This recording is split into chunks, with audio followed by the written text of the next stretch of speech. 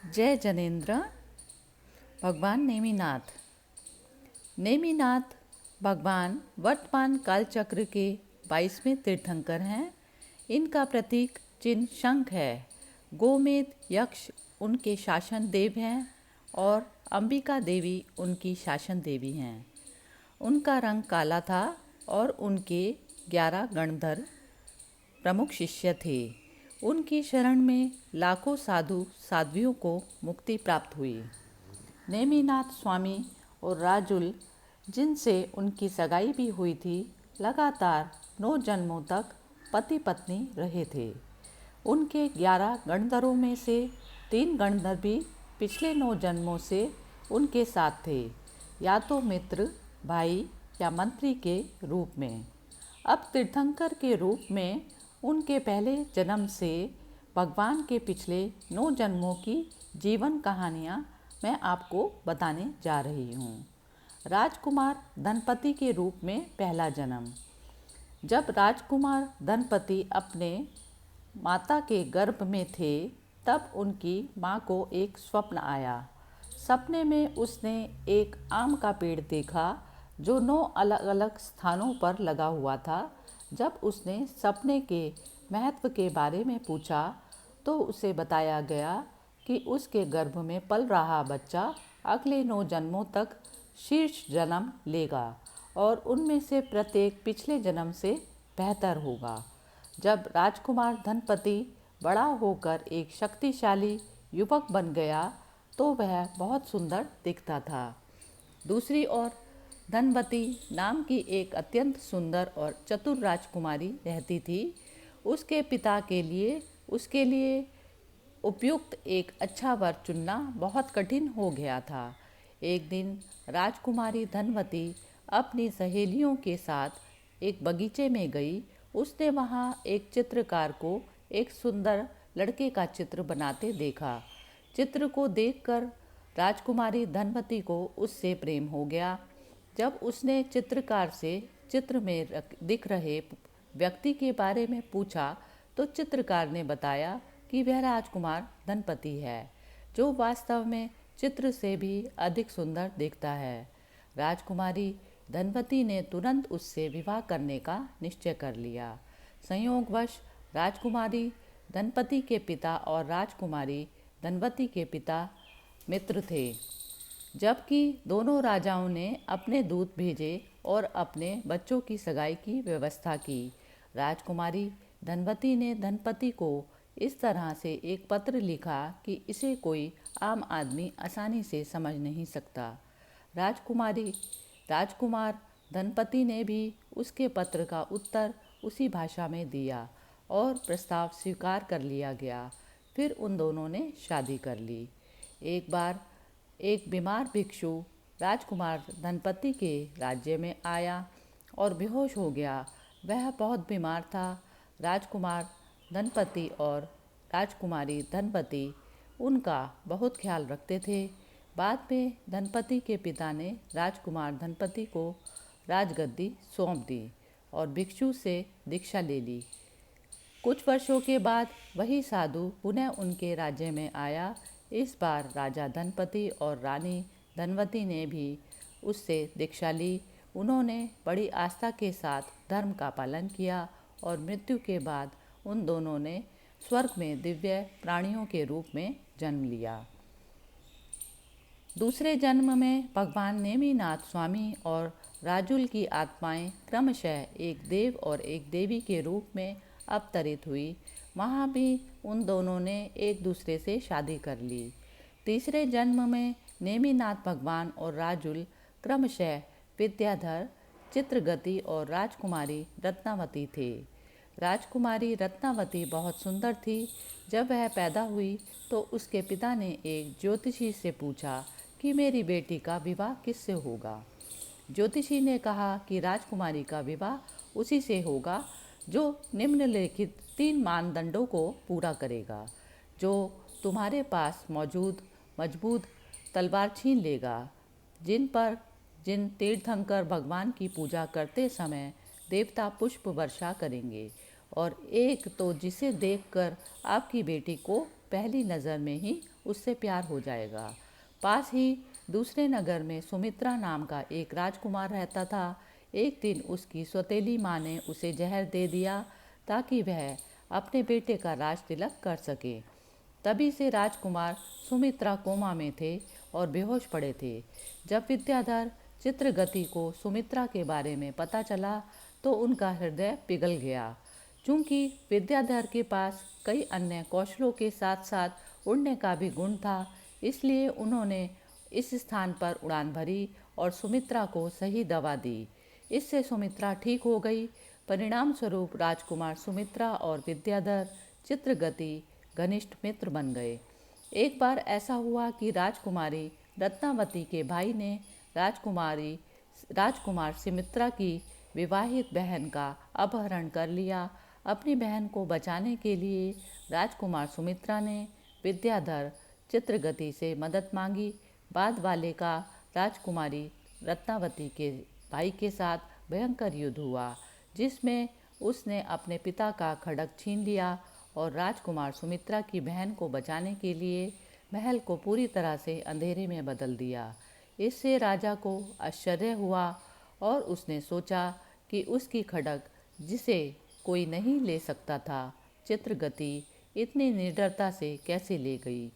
बाद में विद्याधर ने लड़ाई जीत ली और इस तरह सुमित्रा की बहन को उससे बचा लिया। दूसरी ओर राजकुमार सुमित्रा सभी सांसारिक चीज़ों से अलग हो गए और दीक्षा ले ली। जब वह पूजा में लीन था तभी उसके सौतेले भाइयों ने उसे देख लिया और घृणा के कारण उसने तुरंत उस पर तीर से वार किया। हालांकि भिक्षुक सुमित्रा के मन में अपने सौतेले भाई के लिए कोई बुरा विचार नहीं था। उन्होंने समभाव से अपना कर्म समाप्त किया और स्वर्ग में अपना अगला जन्म लेने के लिए अपना शरीर छोड़ दिया। यह सुनकर विद्याधर चित्रगति का हृदय टूट गया। वह मंदिर गया और बड़ी आस्था के साथ उसने भगवान के भजन गाए। सुमित्रा जो स्वर्ग से देख रही थी, उसने फूल की वर्षा की।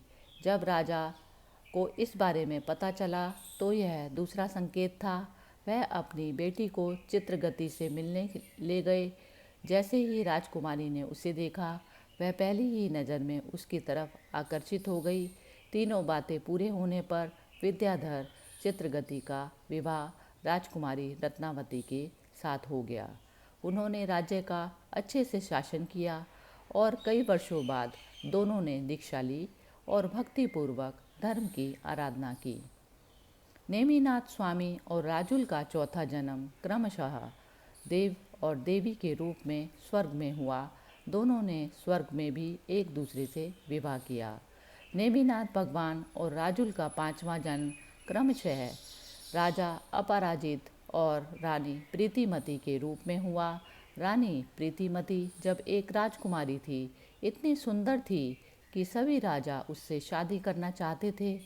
उसके लिए एक स्वयंवर समारोह की व्यवस्था की गई और सभी राजाओं को इस समारोह में आमंत्रित किया गया।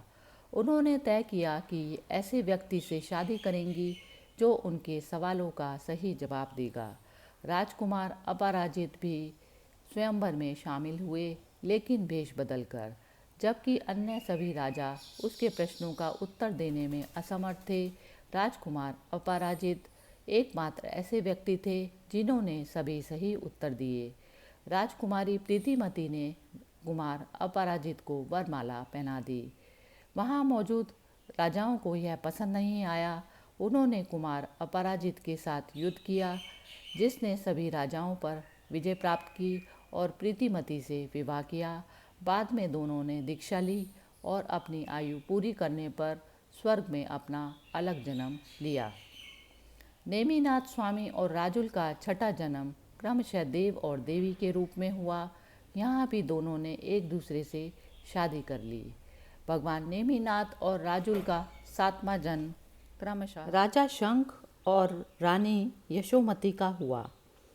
एक बार जब राजकुमार शंख अपने मित्रों के साथ अपने राज्य से बहुत दूर घूमने गए, एक रात उसने एक औरत की जोर से विलाप की आवाज़ सुनी। प्रिंस शैक ने एक अधेड़ उम्र की महिला को लगातार रोते हुए देखा। उसने उससे रोने का कारण पूछा। उसने बताया कि जब वह राजकुमारी यशोमती के साथ जा रही थी तो किसी ने राजकुमारी का यह कहकर अपहरण कर लिया कि वह उससे विवाह करेगा। उसने राजकुमारी यशोमती को वापस लाने के लिए राजकुमार से मदद मांगी।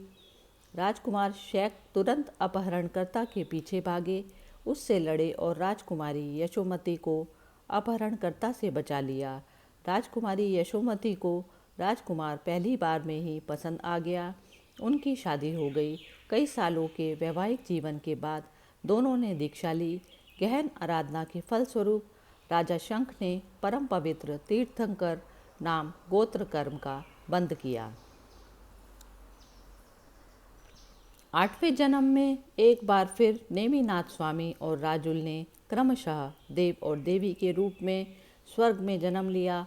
इस तरह नेमिनाथ स्वामी और राजुल दोनों लगातार 8 जन्मों तक पति पत्नी के रूप में साथ रहे।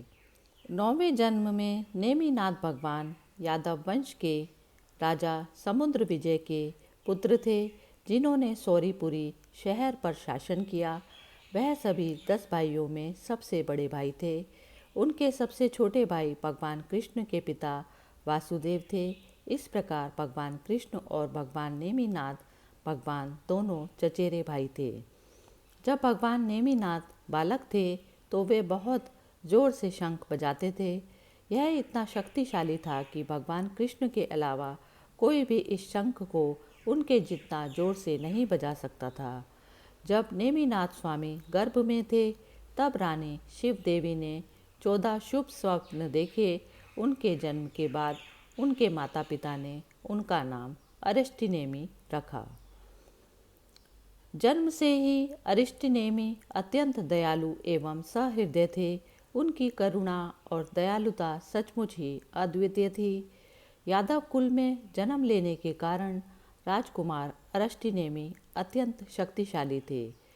उन्होंने अपनी सारी शक्ति स्वयं आत्मा को प्राप्त करने में लगाई थी। उन्होंने क्रोध, अहंकार, छल और लोभ जैसे आंतरिक शत्रुओं पर विजय प्राप्त की और अजय बन गए। इसीलिए उन्हें अरिहंत कहा जाता था, जिन्होंने सभी आंतरिक शत्रुओं पर विजय प्राप्त कर ली थी। अरिष्टिनेमि जन्म से ही अहिंसा में विश्वास रखते थे। यादव वंश में जन्म लेने और क्षत्रिय होने के कारण उन्हें युद्ध तो लड़ना पड़ा, लेकिन उन्होंने कभी किसी की हत्या नहीं की। तीर चलाने के लिए धनुष का उपयोग करने में उनके पास जबरदस्त कौशल था, लेकिन उन्होंने कभी भी किसी को मारने के लिए उस कौशल का उपयोग नहीं किया। वह शत्रुओं को नहीं मारेगा, बल्कि अपने तीरों से उनके रथों या धनुषों को तोड़ देगा ताकि वे असहाय हो जाएं। जैसे जैसे वह जवान हुए, उनका परिवार चाहता था कि उनकी शादी हो जाए। अरिष्टिनेमि बचपन से ही पूरी तरह से अलग थे। उन्हें किसी भी सांसारिक सुख में कोई दिलचस्पी नहीं थी। एक बार भगवान कृष्ण की 8 रानियाँ उन्हें एक पार्क में ले गई, जहाँ उन्होंने पूरा दिन बिताया। वे उसके साथ खेले, उस पर फूल बरसाए और उसके साथ खूब आनंद उठाया। बाद में उन्होंने कई राजकुमारियों के नाम प्रस्तावित किए, लेकिन राजकुमार अरिष्टिनेमि ने तुरंत उन सभी नामों को अस्वीकार कर दिया। तभी रानी सत्यभामा ने अपनी छोटी बहन का नाम राजीमती प्रस्तावित किया, जो बहुत ही सरल और अत्यंत सुंदर थी। इस पर राजकुमार अरिष्टिनेमि ने हाँ या ना नहीं कहा, बस वह मुस्कुराता रहा। इस शर्मीले भाव को देखकर रानी ने उसकी चुप्पी को शादी के लिए हाँ मान लिया। भगवान कृष्ण और अन्य बुजुर्गों ने उनका विवाह राजा उग्रसेन की बेटी राजकुमारी राजीमती से करने का फैसला किया। दोनों की सगाई हो गई। उनकी शादी के लिए भव्य इंतजाम किए गए। राजीमती अरिष्टिनेमि से विवाह करने के लिए व्याकुल थी। वह उसका बेसब्री से इंतजार कर रही थी। उधर राजकुमार अरिष्टिनेमि ने भी दूल्हे के रूप में तैयार होकर अपने रथ पर सवार हो गए। शाही विवाह के लिए हाथी और घोड़ों सहित दूल्हे का विशाल जुलूस आगे बढ़ा। मौज मस्ती के साथ अरष्टिनेमी ने जानवरों की आवाज़ सुनी, जो डर के मारे जोर जोर से रो रहे थे और विलाप कर रहे थे, मानो खुद को बचाने की कोशिश कर रहे हों। आवाज़ सुनकर अरष्टिनेमी का हृदय करुणा से भर गया। उन्होंने सारथी से पूछा कि यह किस बात की आवाज़ है और जानवर डर कर क्यों रो रहे हैं। सारथी ने बताया कि यह आवाज़ मुर्गी, बकरी, गाय, बछड़े, हिरण और कई अन्य जानवरों की है, जो आज़ाद होने के लिए चिल्ला रहे थे, क्योंकि उन्हें दूल्हे की बारात के भोजन के रूप में मारने के लिए मारा जाएगा। अरष्टिनेमी को यह सहन नहीं हुआ। उनका दिल उन जानवरों के लिए तरस गया और जो उसकी शादी के कारण बिना किसी कारण मारे जाएंगे। उन्होंने सारथी से रथ वापस मोड़ने को कहा और उन्होंने विवाह ना करने का निर्णय लिया। शीघ्र ही सबको पता चला कि राजकुमार अरष्टिनेमी विवाह नहीं करना चाहते। भगवान कृष्ण, उनकी रानियां, राजा उग्रसेन, राजा समुद्र विजय, रानी शिव देवी और उनके सभी रिश्तेदारों ने उन्हें वापस लौटाने के और मनाने की बहुत कोशिशें की। ये सब खबर लेकर वापस आए और जानवरों को नहीं मारा जाएगा और अब उन्हें आज़ाद कर दिया गया है, इसलिए उन्हें अब शादी करने में कोई समस्या नहीं होनी चाहिए। इस घटना ने नेमिनाथ भगवान में पूर्ण वैराग्य उत्पन्न कर दिया। उन्होंने बताया कि यह अच्छा है कि जानवर अपने बंधन से मुक्त हैं, लेकिन अब वह जन्म और मृत्यु के बंधन से मुक्त होना चाहते थे। इस तरह दूल्हे की बारात पूरी तरह से घर लौट आई। जब राजकुमारी राजीमती को यह सब पता चला तो वह बेहोश हो गई। जब उसे होश आया तो वह कई महीनों तक अपने आंसू नहीं रोक पाई। देवता अरिष्टनेमी से मिलने आए और उनसे दीक्षा लेने का अनुरोध किया। 1 वर्ष तक राजकुमार अरष्टिनेमी ने बहुत दान किया, जिसके बाद उन्होंने दीक्षा ले ली। उनके साथ कई अन्य श्रावक श्राविकाओं ने भी दीक्षा ली। दीक्षा लेने पर उनमें चौथे प्रकार का ज्ञान अर्थात मनःपर्य ज्ञान प्रकट हुआ। नेमिनाथ स्वामी के बड़े भाई, जिनका नाम रत्नेमी था, इस घटना से बहुत प्रभावित हुए और उन्हें राजुल के लिए बहुत बुरा लगा। सांत्वना की प्रक्रिया में उसने उसे थोड़े थोड़े अंतराल में उपहार भेजना शुरू कर दिया। वह उसे पसंद आने लगा था और जल्द ही उससे बहुत जुड़ गया।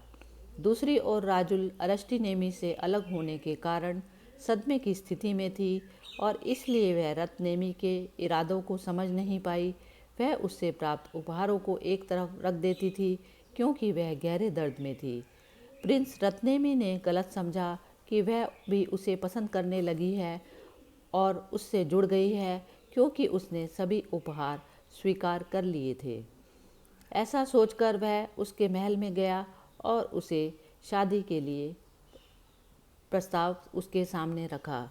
राहुल ने उसे बाद में आने को कहा। अगले दिन जब राजकुमार रत्नेमी उससे मिलने आने वाले थे तो उसने ढेर सारा दूध पी लिया। जब वह आया तो उसने उसके सामने रखी एक प्लेट में उल्टी कर दी और रत्नेमी से, जो उसने उगला था, उसे पीने के लिए कहा। रत्नेमी हैरान था कि वह इसे कैसे पी सकता है। फिर उसने उसे समझाया, इसी तरह मेरी भी अरष्टिनेमी से सगाई हो गई है, फिर तुम मुझसे शादी कैसे कर सकते हो?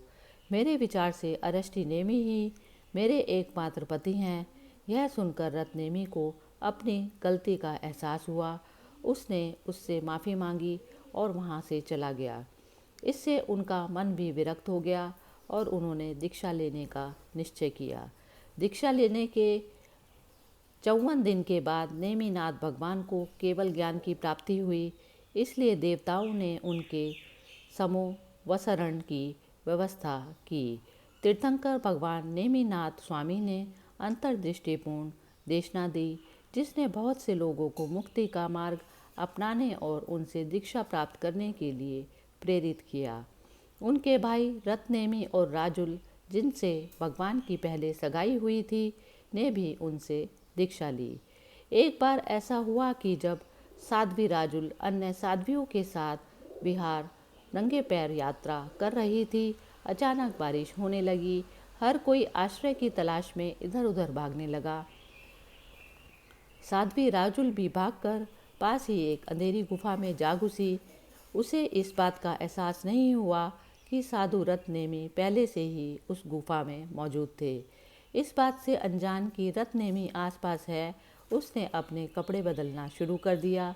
यह देखकर रत्नेमी के मन में वासना जाग उठी। वह राजुल के पास आया और बोला, चलो यह दीक्षा छोड़ें और साथ में जीवन बिताएं। राजुल घबरा गया।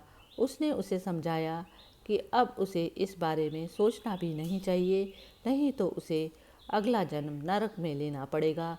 एक क्षत्रिय और भगवान नेमिनाथ स्वामी का भाई होते हुए भी वह दीक्षा छोड़कर भागने जैसा कायरतापूर्ण कार्य कैसे कर सकता है।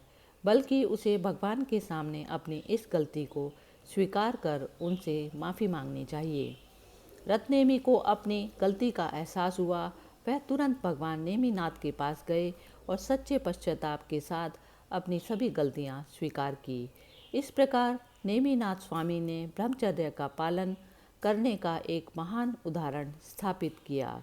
उनके कारण राजुल और रत्नेमी दोनों ने भी ब्रह्मचर्य का पालन किया। भगवान नेमिनाथ स्वामी और भगवान मल्लीनाथ भगवान वर्तमान चौबीसी के दो तीर्थंकर हैं, जिन्होंने तीर्थंकर के रूप में अपने जन्म में शादी नहीं की। भगवान नेमिनाथ 1000 वर्ष तक जिए। उन्होंने 300 साल की उम्र में दीक्षा ली और इस तरह अपने जीवन का 70% हिस्सा दुनिया के उद्धार के लिए बिताया। अंत में उन्होंने गिरनार पर्वत पर निर्वाण की प्राप्ति की और मोक्ष चले गए। नेमिनाथ भगवान को हमारा हार्दिक प्रणाम। जय जनेन्द्र। हरि ओम तत्सत।